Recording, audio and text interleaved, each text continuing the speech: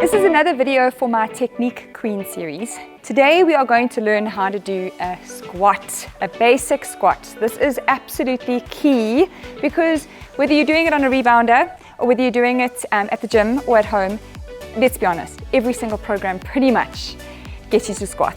And it's so good. It's so good for your thighs and your butt and your hamstrings and your lower back.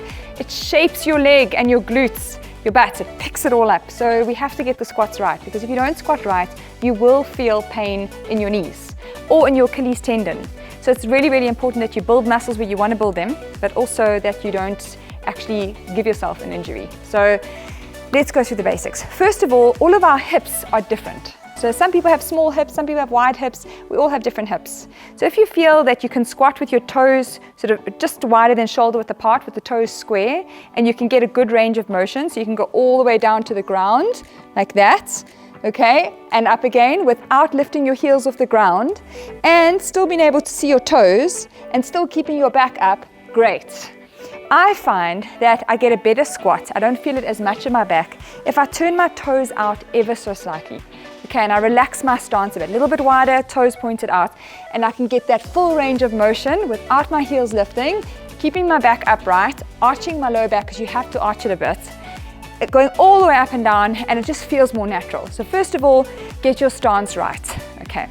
Secondly is, when you start to squat, okay, your abs have to, so this is a bad squat, okay. Your abs are sticking out, your pelvis is pushed forward. Some people squat like this, I see it all the time, okay. Your knees are going to take so much strain, your back is going to take so much strain.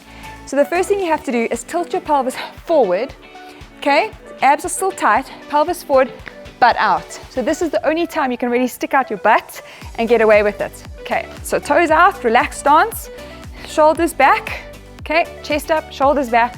Now tilt your pelvis forward, stick out your butt, lift your toes up in your shoe, and now we sit and we bend the knees and you go down as low as you can. If you can go all the way, great. If you need to stop here, it's okay. If you need to stop here, it's okay. But lift those toes and dig your heels into the ground.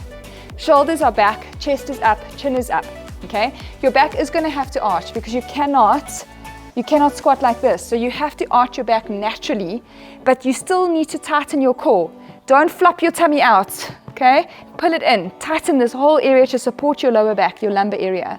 Okay, so toes up, heels digging in, pelvis tilted, shoulders back, tummy strong, and let's sit down. Okay, now when you look down, if you can't see your toe, your knees are going over your toes, end of story.